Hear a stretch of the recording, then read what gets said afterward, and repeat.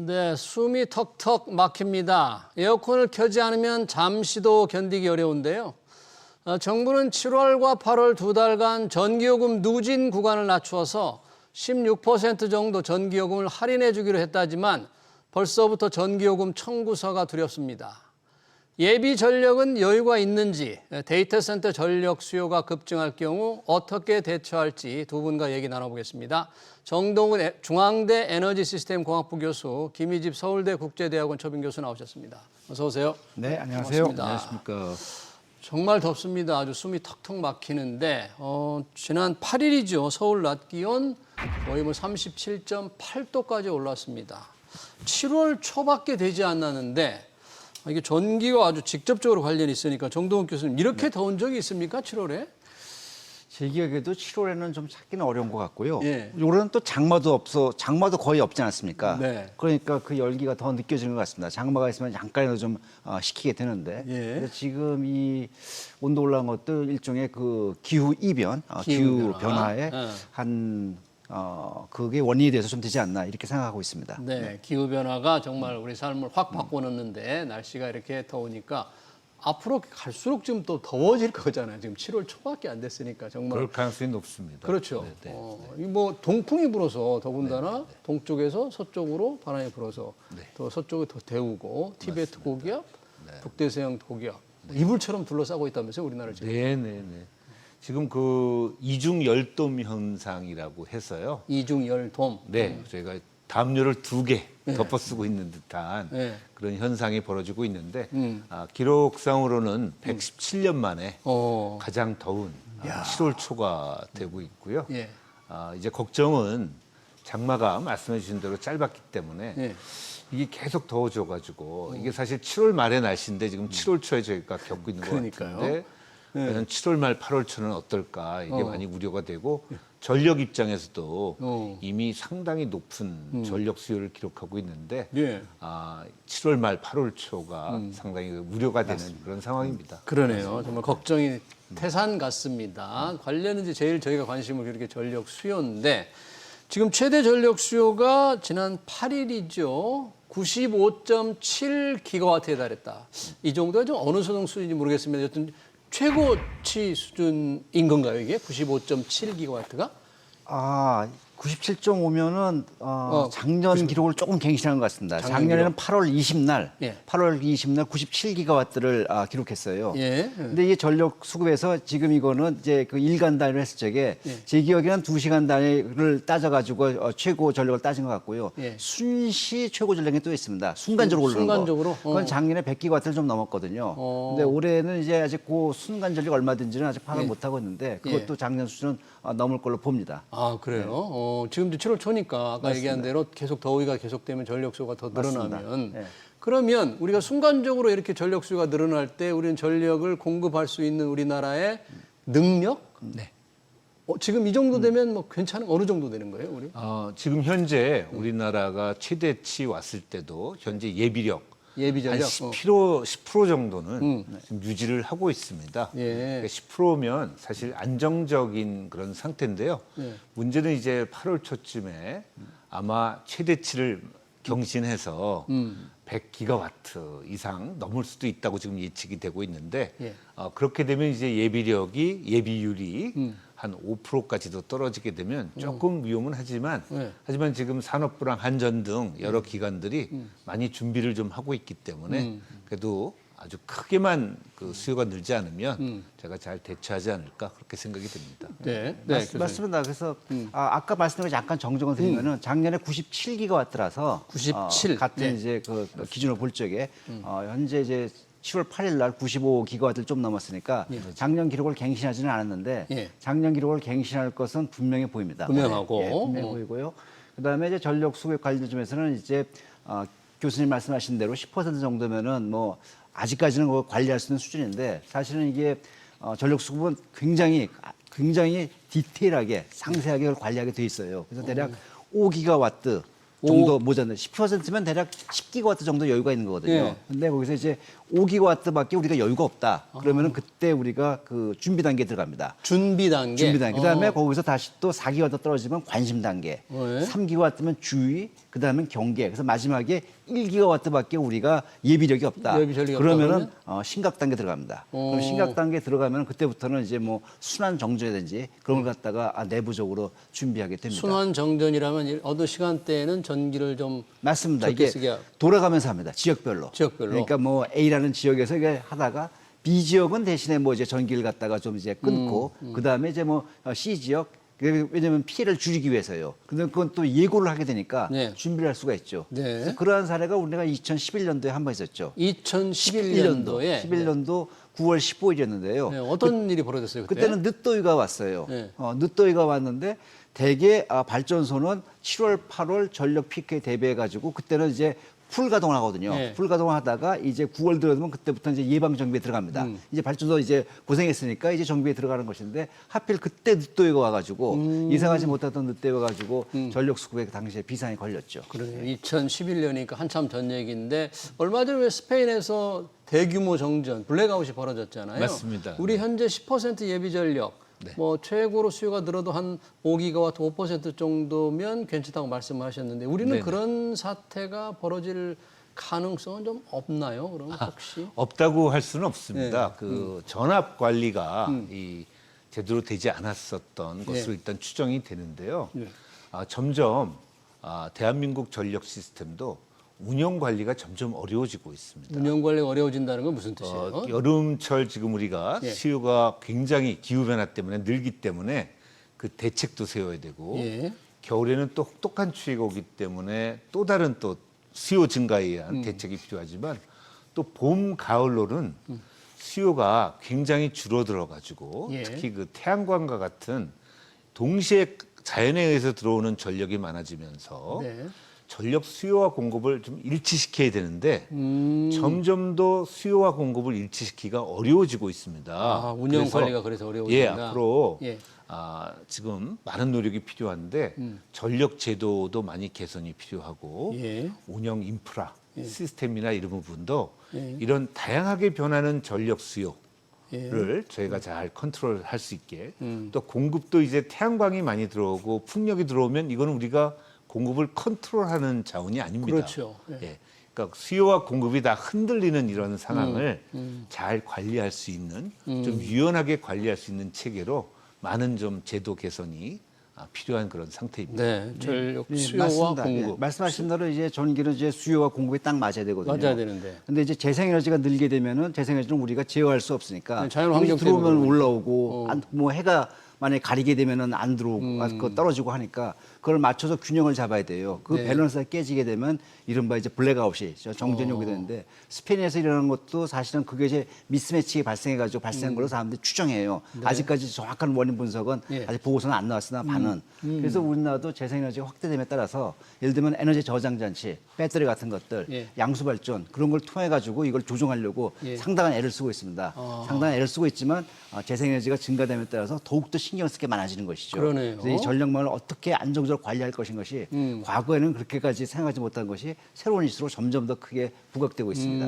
그 태양광이나 풍력 이런 게 더 늘어나면 늘어날수록 네. 그 수요 관리, 운영 관리, 공급을 어떻게 하느냐 하는 게 여러 가지 이제 운송이라든지 이런 문제가 심각한 과제가 되겠네요. 전력. 점점 큰 과제가 큰 되고 과제가 되는 거기에 거네요. 따라 가지고 사실 거기다 또 새로운 사업이 나올 수도 있어요. 예를 들면 에너지 저장 사업 같은 것도 굉장히 앞으로 비전이 좀 보이는 그런 사업이거든요. 네.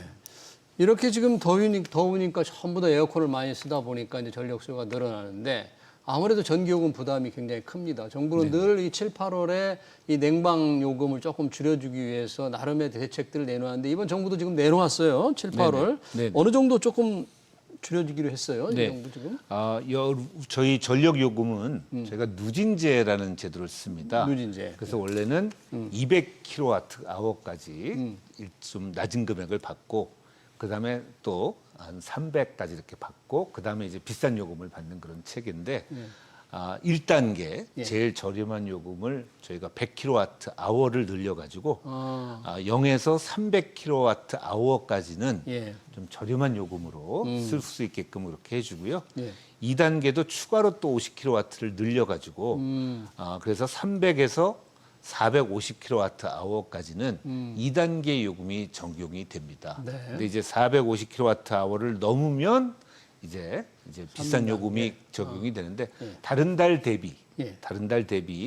한 450kWh를 쓰는 가정이면은 한 22,000원 정도 전기요금 절약이 전기 된다. 요금이 줄어드는 효과를 볼 수 있게 되겠습니다. 누진제 완화 효과. 누진제 완화입니다. 네.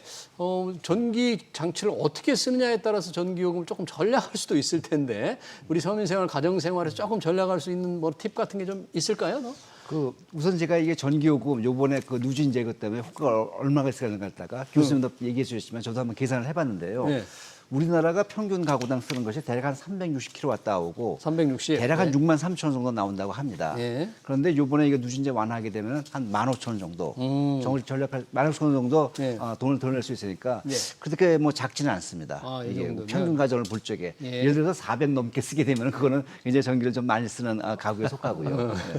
그렇군요. 그리고 이제 질문하신 것이 어떻게 전기를 절약할 것이냐라는 걸 했는데 뭐 여러 가지 방법이 있습니다만은 뭐 에어컨 같은 걸 뭐 껐다 켜고 하지 말고 뭐 지속적으로 뭐 해라 뭐 그런 좋은 데 있으면 그거는 어떠한 환경이냐 또 어떤 기기냐에 따라 조금 달라지는 것 같아요. 근데 제일 효과적으로 할 수 있는 건요. 냉방하는 구역을 갖다가 좀 밀집시키거나 구분하는 것입니다. 냉방하는 구역을. 예를 들면 말이죠. 제가 이제 오늘 이 방송에 와 보니까 네. 상당히 이제 온도를 낮게 해가지고 제어를 하고 있어요. 네. 그래서 보니까 뭐 시원하다 다 좋다는데 어떤 데는 심지어 너무 추울 수가 있어요.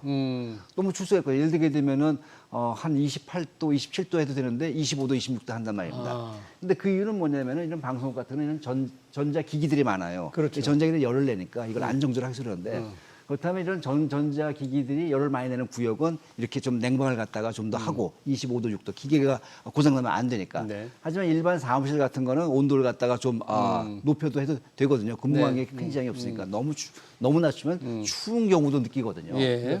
이렇게 냉방 구역을 갖다가 조정하는 것인데 예를 들게 되면 가정집에서 방이 여러 군데 있지 않습니까? 예. 그러면은 그 방 전체 냉방을 하지 말고 예를 들면 거기 자제분에 있어서 공부를 해야 된다면 그 공부방만 집중으로 냉각을 하고 부모님도 뭐 살짝 그 뒤에 가서 좀 쉬시고 그래가지고 다른 방은 뭐 냉방을 갖다가 좀 안 하고 그렇게 되면은 집중 관리가 되죠. 네. 그럼 그 효과가 큽니다. 알겠습니다. 그런 걸 효과가 좀 있다. 생각해 보시면 좋습니다. 조금이라도 아껴야 되니까 전기요금이 뭐 냉방요금이 얼마나 또 아무리 할인해 준다고 하지만 또 부담으로 드러날 수 있기 맞습니다. 때문에 전기요금 청구서가 6월께 이제 곧 7월에 곧 날라오거든요. 맞습니다. 6월에 이미 6월 말부터 더워서 전기요금 많이 낼까 좀 걱정하는 분들이 많아요.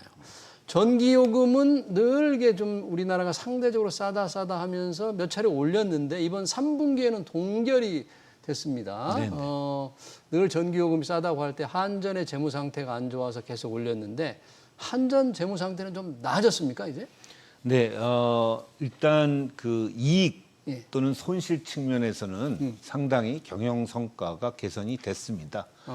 그러나 그것은 사실이지만 기존에 코로나를 제가 겪고 그 이후에 여러 가지 그 러시아 우크라이나 침공 네. 전쟁 등으로 가스 가격이 국제 가격이 굉장히 높아지면서 사실 전력 원가가 굉장히 높아졌었는데 우리나라 정부, 산업부, 그다음에 한전, 전력거래소 등등이 노력을 하셔가지고 예. 그때 사실 가격을 올리지 않고 그때, 예. 가격을 눌러놨었습니다. 그렇죠. 그래서 당시 뭐 42조 적자를 한전이 네. 보고 가스공사는 15조 미수금을 갖고 있고 이런 걸 기억하실 텐데 그래서 한국전력이 아직도 사실은 부채가 206조 정도 되고요. 206조. 부채 비율이 480%입니다. 사실 여전히.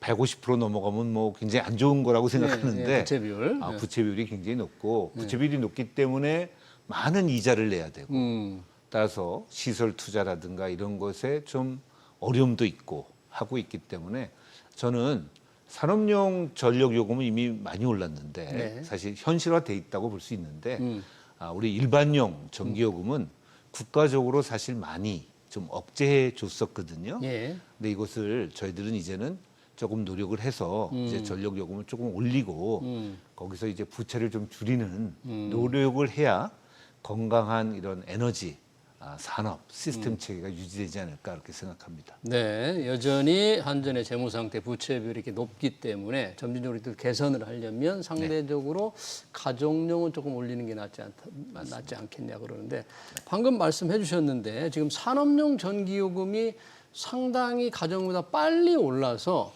기업들이 이 전기요금 때문에 힘들다. 특히 종종 그런 얘기들이 많이 나오거든요. 어느 정도 지금 부담이 되고 있을까요? 우리 산업용 전기요금이? 전기요금이 산업용을 중심으로 많이 올랐죠. 많이 올라가지고 특히 이제 전기를 많이 쓰는 대용량 수용가, 주로 대기업들 큰 공장에 쓰는 전기요금이 지금 제 기억하기로는 190원 넘은 걸로 압니다. 킬로와트아워당. 그 말고 중소기업은 한 170원 좀 안 되고 168원 정도로 제가 알고 있고요. 그래서 상당히 많이 올랐는데 여기에 따라서 이제 특히 우리나라는 제조업 기반이거든요. 그렇죠. 그러니까 제조업하는 기업들이 어려움을 느낄 겁니다. 특히 철강 산업, 그다음에 반도체 산업도 전기를 많이 써요. 반도체 산업도 점점 이제 뭐 10나노, 8나노, 지금 뭐 2나노 가지 않습니까? 그걸 작게 만들수록 전기를 많이 쓰게 되거든요. 그러니까 이런 점에 있어가지고 제조기업들이 많이 부담을 느낄 걸로 보고요. 그런데 문제는 이 전기요금이 앞으로 지금 낮아질 일은 없다는 것입니다. 낮아질 일은 없다는 것이다. 왜냐면 말이죠. 아무리 덥다 해도 지금이 가장 시원한 날일 것이다라고 사람들 얘기하지 않습니까? 이 기후변화 때문에. 기후변화 때문에. 마찬가지로 전기요금이 비싸지만 지금이 전기요금이 가장 싼 시간이 될 수가 있습니다. 왜냐면은 앞으로 그 13년 남았죠. 2038년까지 한전이 국가 송배전망 확충 계획을 갖다 세웠는데 그거에 의하면 72조 8천억을 갖다가 전력망에 투자해야 돼요. 전력망이요? 지금 우리가 42조 적 잡아가지고 전기요금도 올려야 된다 해서 여기까지 올라왔는데 한전의 지금 재무 상태가 부채도 크지만 앞으로 투자해야 할 돈도 무려 72조 8천억이나 돼요. 그럼 그 재원을 갖다가 어떻게 만들 거냐 이거예요. 그러면 전기요금에다가 해서 그걸 재원을 마련할 수밖에 그 방법이 없지 않겠습니까? 없다. 이게 뭐 구조조정을 한다래도 그 한계가 있고 뭐 민재를 갖다 투자를 받는 것도 그것도 쉽지 않은 문제고 그래서 그 점에 대해서 이거는 한전의 문제가 아니라 국가 차원에서 특단의 대책을 갖다가 좀 준비해야 될 거로 봅니다.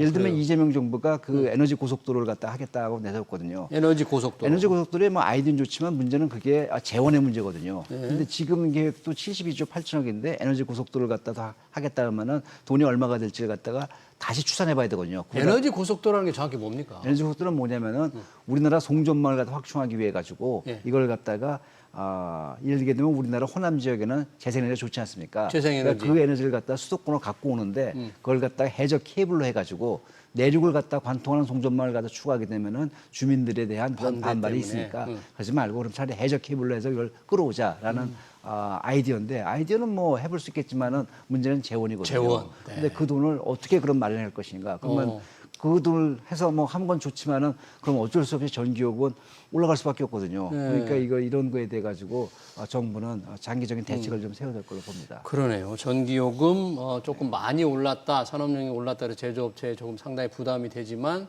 지금이 가장 낮을 수 있다. 앞으로 더 오를 수 있다는 말을 들으니까 제조업체 사장님들 머리가 좀 아프실 것 같은데 그것만이 아니죠 지금. AI 이게 AI를 움직이는 심장을 뭐 데이터 센터라고 우리가 그러잖아요. 데이터 센터가 이제 많아지면 여기서 전력 수요가 이제 왕창 늘어날 거 같은데 어떻습니까? 그 AI가 이제 활용화되고 이제 AI는 현재는 이제 저희가 단순히 좀 컴퓨터에서 쓰는 정도인데 앞으로 실물 경제에 AI가 이제 많이 적용이 될 거라고 생각됩니다. 뭐 자율주행 차라든가 로봇 이런 것들이 이제 실제로 AI가 실물에 직접 들어가서 적용이 되면서 실물 AI. 이 AI에 의한 이 데이터 처리량이 엄청나게 늘 것이고 그거에 따라서 그것을 지원하는 이 전력 에너지 소비량이 엄청나게 커질 것으로 예상이 됩니다. 뭐 나라마다 큰 차이는 있습니다. 그것도 이제 우리나라가 좀 더 AI가 발전하면 더욱더 많이 필요할 겁니다. 또 어떤 면에서는 전력이 좀 많아야 AI가 또 발전할 수 있는 그런 면도 갖고 있는데요. 대한민국의 경우는 저희가 매년 15년마다 미래 전력을 예측하는 전력 기본 계획이라는 걸 수립을 하는데 현재 우리 예측은 2024년 대비 2038년에는 약 33%가 증가할 것으로 전력 수요가 33%. 2024년 대비 38년에 33%가 증가하는데 사실 전력은 이게 실물이기 때문에 예. 단순히 금액이 증가하는 게 아니라 엄청난 양이 증가하는 거라고 이렇게 생각을 하실 수 있겠고요.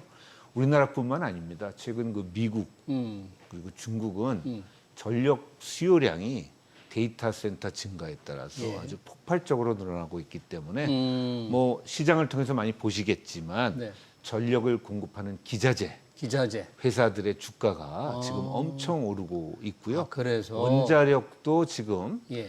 모자라는 전력을 공급하기 위해서는 꼭 필요한 발전으로서 아주 재부상하고 있는 원전도 다시. 네, 그런 상황이 지금 일어나고 있습니다. 근데 데이터 센터에서 전력 수요가 급증하는데 그 데이터 센터가 큰 기업들이 주로 이제 수도권에 많이 세우려고 그럴 것 아닙니까? 아무래도. 네. 근데 수도권은 또 전력 수요가 이미 공급에 거의 육박하는 포화 상태일 텐데 국가 전체적으로 볼 때 그럼 데이터 센터가 수도권에 모이면 그 수도권에 전기를 공급하는 게 쉽지가 않을 것 같아요. 맞습니다. 예. 더군다나 우리나라는 그 수도권이 전력 자금률이 굉장히 낮아요. 예. 서울 같은 거는 서울 경우는 10%밖에 안 되고 예. 경기도가 한 60% 조금 넘습니다. 그래가지고 수도권의 이 전력이 모자라기 때문에 항상 남부지방, 호남은 이제 재생, 그다음에 영남은 이제 원전, 그다음에 이제 충남은 이제 화력발전이거든요. 예. 거기서 전기를 끌어와야 되는, 끌어와야 되는 그래서 송전망 문제가 우리나라는 큰 이슈가 되는데요. 그렇군요. 그래서 사실 데이터 센터 같은 거는 좀 지방 분산화가 돼야 됩니다. 예. 그 데이터 센터가 서울에 뭐 모여 있는 건 별로 안 좋아요. 왜냐면 혹시라도 정전이 발생했다 그렇기 때문에 그거는 수도권에서 발생했다면 데이터 센터 다 죽거든요. 그래서 이건 지방에 분산되는 게 맞고요. 네. 그 지방에 분산할 수 있도록 이 우리나라 제도가 그런 유인 조건을 줘야 됩니다. 어떻게 하면 그러면 지방 분산에 조금 유인책이 뭐가 유인책이 될 수 있을까요? 예를 들게 되면 데이터 센터는 전기를 많이 쓰지 않습니까? 네, 엄청 그렇다면 뭐 지방에다가 이걸 둔다면은 전기요금을 갖다가 상당히 인센티브를 주는 것이지요. 아, 전기요금. 그다음에 또 지방 정부에서 그것도 유치한다면은 아무래도 산업적 효과가 조금이라도 있을 테니까. 그렇죠. 그것도 또 인센티브도 주고 그런 게 좀 활발히 되고 그다음에 데이터 센터를 운영하는 기업도 인재를 유치하려면 뭐 수도권에 있어야 된다라고 하지만 네. 데이터 센터는 사실 원격으로도 관리가 되거든요. 원격으로 관리가 되고 하기 때문에 사실은 너무 그런 데를 내서 가지고 수도권에만 몰리겠다라고 하는 것은 참 바람직하지 않다고 보고요. 11차 전기법 말씀하셨으면은 제가 11차 정부의 총괄위원장을 했습니다. 그래가지고 제가 기억을 하는데 네. 데이터 센터 수요를 감안해 가지고 4.4기가와트를 갖다 추가로 넣었어요. 추가로 네. 넣었는데 지금 현재 제 기억에는 1기가와트 좀 넘는 수준은 아는데 그거보다 이게 2038년 되면 더 늘 것이다 해가지고 넣었는데 예상하기가 대단히 어렵더라고요. 데이터 센터 전력 수요가 얼마큼 될지를 갖다가. 데이터 센터가 또 얼마나 세워질지, 그걸 대해서 거기서 예상이 수요가 어려워서. 얼마나 더 늘어날지가 명확하게 맞습니다. 계산을- 그걸 예상하기가 쉽지가 않아서 일단 4.4기와트를 넣었는데 이번 12차 전기보를 갖다 하게 되면은 좀 더 수정해가지고 2년마다 하니까요. 좀 더 이게 많이 반영될 거로 보고요. 예. 전 세계적으로는요. 지금 데이터 센터에 들어가는 전력량이 대략 한 450테라와트 아워라고 합니다. 그런데 그게 어느 정도냐면은 우리나라가 600테라와트 아워를 써요. 그러니까 우리나라 전력 쓰는 거에 거의 한 70% 넘게가 전 세계 데이터 센터에 쓰고 있는데 네. 앞으로 5년 후 2030년 되면 그게 2배 된다 그래요. 그 900테라와트를 넘는다 그러니까 그 속도가 굉장히 빠르게 증가하고 일반적으로 전력 수요가 증가하는 속도에 비해서 4배 정도 빠르다고 이렇게 예측하고 있더라고요. 그러니까 네. 그거는 뭐 앞으로 이제 데이터 센터 전기는 뭐 굉장히 많이 필요할 걸 보고 그때는 미국에서는 영구 폐쇄한 원전도 다시 쓰겠다고 나오고 있거든요. 원전을 다시 원전 이제 영구 폐쇄했어요. 네. 그게 TMI-1 원전인데 TMI-2 사고 났던 거에 그 쌍둥이 원전입니다. 네. 근데 그것이 45년 운전하고 제 기억에 2019년에 이게 영구 폐쇄 들어갔는데 마이크로소프트가 그걸 아직 해체는 안 했거든요. 네. 그 원전 살려가지고 내 데이터 센터 전기 공급해라. 이렇게 나올 정도니까 지금 뭐 미국에서도 이 데이터 센터 전기가 이슈죠. 김유직 교수님, 그러면 이런 상태라면 수요가 우리나라 아까 길게 보면 2038년까지인가요? 전력 수요가 뭐 33%라고 했는데 한 2, 3년 내에 우리 공급 능력을 넘어설 그런 가능성은 없어요? 아직은 없습니다. 아직 저희가 없어요? 말씀해 주신 대로 2년마다 전력 수요 공급 기본 계획을 짜고 있는데요. 당장 2년, 2, 3년 안에는 그런 어려움이 없다고 저희들이 보고 있고요. 예. 2년마다 이제 그것을 감안을 해서 수요 계획을 다시 짜고 그거에 맞던 발전 계획을 짜는데 하지만 저희들의 예측은 예. 과거에는 우리가 원자력과 재생에너지 사이에 많은 논란이 있지 않았습니까? 그랬었죠. 네, 탈원전이냐 뭐냐 해서 시끄러웠죠. 근데 앞으로의 상황은 아마 원자력도 다 필요하고 재생에너지도 다 필요하고 예. 저희가 가스도 아주 많이 필요하고 단지 이제 석탄만 기후 변화 등등의 이슈로 많이 줄어야겠지만 예. 되도록이면 많은 전원을 다 확보할 수 있는 만큼 확보하는 노력들이 필요할 거라고 이렇게 생각이 되고 있습니다. 네.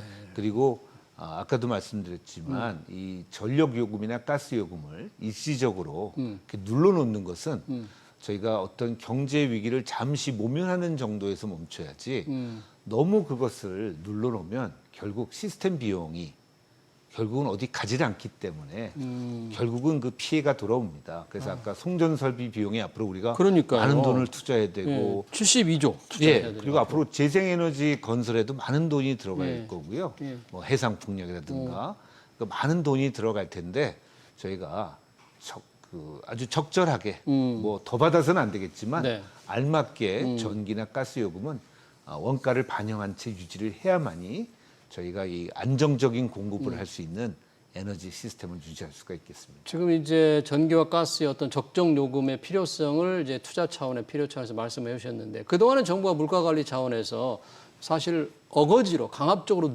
오랜 동안 눌려왔잖아요. 이제 정부 상법 개정이 통과됐는데 이사의 충실 의무가 이제 주주회로 확대되니까 주주들이 그동안에 주가를 이렇게 누르게 오르지 못하게 한 정부의 강압적인 가격 통제에 대해서 불만을 가지고 왔지만 이제 상법 개정 통과됐으니까 이게 소송으로 갈 수 있단 말이죠. 앞으로는 정부가 이거 쉽게 못 누를 것 같아요. 그 사실은 우리가 공기업 체제라서 한전이 전기요금을 올리고 싶어도 정부의 또 승인을 받고 해야 네. 되거든요. 근데 정부가 뭐 그걸 억제하니까 이게 상법 개정 전에도 한전 입장에서는 거기 이사들이 최선을 다했다. 이게 최선을 다해가지고 정부에다가 이걸 신청했지만은 정부에서 이제 그걸 받아주지 않았다. 그래가지고 전기요금을 못 올렸다. 우리가 이걸 방관한 건 아니다. 방관한 건 아니다. 이렇게 나오고 있거든요. 예. 그래서 그러한 상황인데 거기에 대해 가지고 이제 예. 소액주주의 이익도 이제 챙겨야 되니까 아마도 더 강력하게 나올 수 있겠죠. 예, 소액 주주들이 네. 또 네. 이런 부분은 조금 이사들도 좀 의식을 많이 할까요? 지금 산전의 의사들? 네, 분명히 하고 있으시고요. 예. 소액 주주뿐만 아니라 특히 그 외국인 주주들은 외국인 주주들. 앞으로 이제 꼭 이 에너지 공기업뿐만 아니라 많은 기업들에서 행동주의 활동들을 하겠지만 이 그동안 강압적으로 이 가격을 눌러놨던 한국전력공사나 가스공사에서 네. 소액 주주와 특히 외국인 주주들은 외국인 주주들.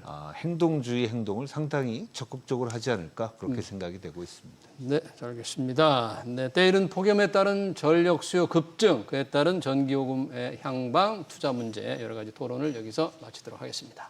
지금까지 정동욱 중앙대 에너지시스템공학부 교수, 김희집 서울대 국제대학원 교수였습니다. 고맙습니다. 네, 감사합니다.